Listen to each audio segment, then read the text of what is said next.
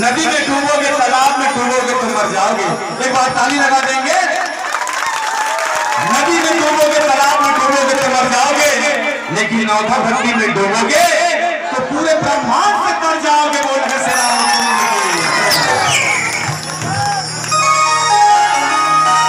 आइए, हमारे विशेष भजन बहुत दिनों से फरमाइश कर रहे थे हमारे हिमानी डीजे वाले भाई साहब जी।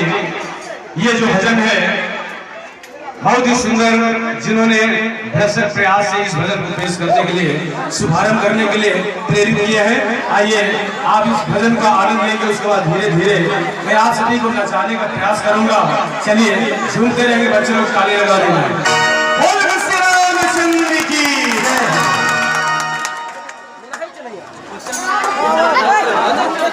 सभी तैयार हो जाएंगे और जो बीच बाज में खड़े हैं वो बैठ जाएंगे, और नाचना चाहते हैं तो बाजू बाजू में खड़ा होकर नाच सकते हैं।